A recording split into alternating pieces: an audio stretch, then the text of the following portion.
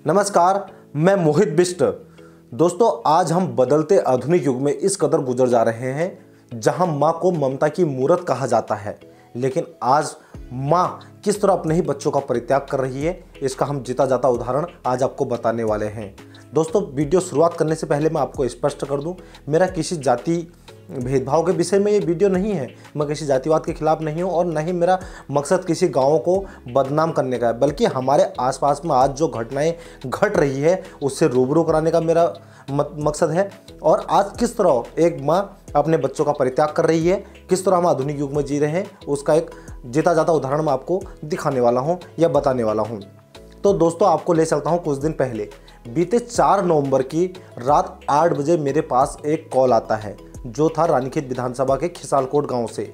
मुझे बताया गया कि मोहित भाई, इस वक्त हमारे गांव में एक बहुत बड़ा बवाल चल रहा है। मैंने उनसे पूछा कि ऐसा आखिर क्या हो रहा है, तो उन्होंने बताया कि हमारे गांव में एक विधवा महिला रहती है जिसके 2 बच्चे हैं। एक 13 से 14 साल का बड़ा लड़का है, जबकि छोटा लड़का 11 से 12 साल का है। और उनके घर में एक युवक बीते 7 से 8 दिन से एक युवक चुपके से रह रहा है। जब आज उनकी जेठानी या कोई गांव वाले ने उस युवक को देखा उसके घर में, तो उसे जब पूछताछ में पता चला तो उस महिला ने कहा वो उसका प्रेमी है। तो गांव वाले सारे इकट्ठा हो गए। जब उस लड़के से पूछा कि आप कौन हो, कहां से हो, क्या हो, तो वो लड़के ने कहा कि वह SC कास्ट का है, जबकि जो महिला है वो जनरल कास्ट से संबंध रखती है। तो इससे और ज़्यादा बवाल बढ़ गया। पूरे गांव वाले इकट्ठा हो गए रात को 8 बजे। तो लड़के से पूछताछ जारी हुई कि कहाँ से क्यों रह रहा है, वो इनके घर में क्या रह रहा है। तो दोनों ने आपस में एक दूसरे को प्रेमी बताया। तो उन्होंने इतने में जब बवाल ज़्यादा हुआ, लोग काफ़ी गुस्साए थे, तो उन्होंने मेरे को कॉल लगाया एक व्यक्ति ने। उन्होंने कहा ऐसा सवाल। मैंने उनको ये बताया कि कोई भी ऐसा गैरकानूनी कार्य नहीं उठाएगा, कोई भी लड़के को टच नहीं करेगा, चाहे वो कोई भी हो, और हम पहले इस मामले को समझेंगे। तो मैं धन्यवाद करूँगा खिसालकोट ग्रामवासियों का, जिन्होंने मेरे कहने पे या फिर अपने धैर्य का परिचय देते हुए उस व्यक्ति पर कोई भी ऐसा कार्य नहीं किया जो गैरकानूनी था। सब लोगों ने धैर्य बनाए रखा। और तो उन्होंने मेरे से पूछा कि क्या किया जाना चाहिए, क्योंकि लड़का जो है वो जिला नैनीताल के तिवारी गांव का निवासी है। तो मैंने इनसे कहा कोई बात नहीं, अगर जब दोनों एग्री हैं तो आप इनकी मैरिज करवा दीजिए, कोर्ट मैरिज। उन्होंने कहा लड़का अदर कास्ट से आ रहा है, इसलिए ज़्यादा यहाँ पे हंगामा और ज़्यादा हो रहा है। तो मैंने उनसे कहा आज तो लोग जो अदर धर्म के लोग हैं उनसे शादी करते रहे, मुस्लिम युवकों से शादी करते रहे, तो ये तो एक हिंदू धर्म का ही युवक है, SC कास्ट का है, तो ये बड़ा मायने नहीं रखना चाहिए और इनकी मैरिज करा दो। अगर दोनों एग्री है तो इसमें कौन क्या कर सकता है। तो उन्होंने ग्रामवासियों ने कहा ठीक है।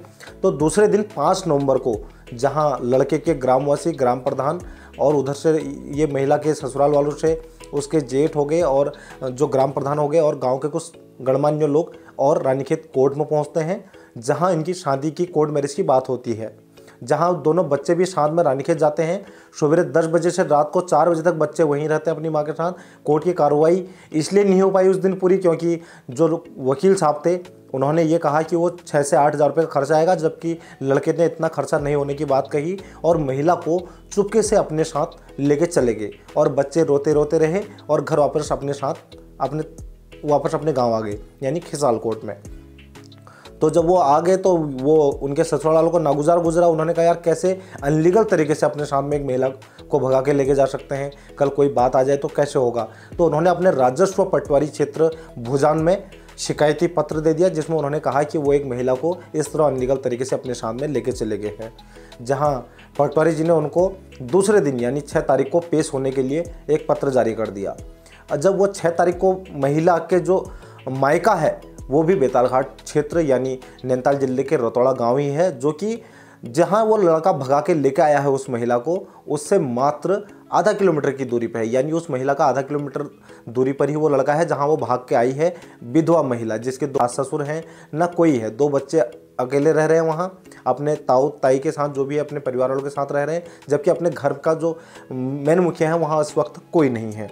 तो ये हो गई बात। अब जब वो लड़की के पिता, महिला के पिता जो है उसके पास जाते हैं, महिला के पास बोलते हैं यार तेरा तो कुछ साल बाद लड़का ही कमाने वाला हो जाता, तू क्यों इस तरह भाग के आई, वो भी एक अदर कास्ट के सामने। क्योंकि भले ही सभी लोग आज जागरूक हैं, लेकिन आज भी गांव की जो सोच है वो अलग है, आप सभी लोग समझ सकते हैं। हर कोई हमारे जैसे आपके जैसे सोच नहीं रख सकता, लेकिन आज भी जो पुरानी सोच है, जो पुरानी परंपराएं हैं वो भी आज चली आ रही हैं।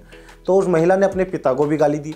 ऐसा लोगों ने मुझे बताया कि इस तरह से उसने अपने पिता का भी दुर्व्यवहार किया उनके साथ में। तो मेरा जो कहने का मतलब है वो ये है कि आज हम किस ओर जा रहे हैं। जब पटवारी जी ने उन्हें वहाँ बुलाया, दोनों को पेश करवाया गया, वहाँ पे काफ़ी लोग और भी थे उनके साथ में, तो पटवारी जी ने उन्हें सख्त हिदायत दी है कि अगर वो 20 नवंबर तक अपना मैरिज सर्टिफिकेट जमा नहीं करते हैं तो उनके खिलाफ में कानूनी कार्रवाई आगे की जा सकती है। ऐसी जो बात है वो सामने आ रही है। तो दोस्तों आज सबसे बड़ा सवाल ये है कि हम जिस माँ को ममता की मूरत कहते हैं, आज वो अपने बच्चों को लाचार बेबस छोड़ के एक आधुनिक युग के प्रेम के प्रसंग के चलते अपने बच्चों को तिरस्कार करके आ गई है। तो यह क्या सही है? सबसे बड़ा सवाल आपसे यह है। और हम आज हमारे समाज में आखिर चल क्या रहा है? क्या ज्योति मौर्य, सीमा हैदर जैसी कहानियां आज पहाड़ में भी लागू होने लग गई हैं, या उनका देखते देखते जो प्रभाव है लोगों पे वो पड़ने लग गया है? ये काफ़ी सवाल आपसे हैं। दोस्तों आज हम किस ओर जा रहे हैं ये ज़रूर वो करें। मेरा इसमें कोई जाति भेदभाव का कोई मकसद नहीं है कि वो किसी से करे कुछ करे, लेकिन बड़ा सवाल ये है कि जो बच्चे हैं अब वो किसके सहारे जिएंगे? आखिर उन बच्चों का आखिर भविष्य क्या होगा? कल बच्चे जब बड़े होंगे तो उनके ऊपर में क्या असर पड़ेगा? ये सबसे बड़ा सवाल है। और बच्चों का पालन पोषण जो है वो अब कौन करेगा? ये कई तमाम सवाल हैं। ये काफ़ी दुखदायी हैं, चिंतनीय हैं, और ऐसा नहीं होना चाहिए था, क्योंकि एक महिला को अपने बच्चों का पहले ख्याल रखना चाहिए था, उसके बाद में अपना जीवन बसर आगे करती, वो भी सही था। हम भी समझ सकते हैं एक विधवा महिला के ऊपर क्या गुजरती है, अकेलापन क्या होता है, हम इसको एहसास कर सकते हैं। लेकिन जिस तरह से उस महिला ने करा वो कहीं ना कहीं सही नहीं है, वो जायज़ नहीं है, वो नाजायज़ है एक तरफ से। और दूसरा अब आखिर आगे क्या होता है वो तो अब यही जाने। दूसरा दोस्तों ये जो हमारे समाज की कहानियाँ हैं वो मैं आपको दिखाने की कोशिश कर रहा था। धन्यवाद, नमस्कार।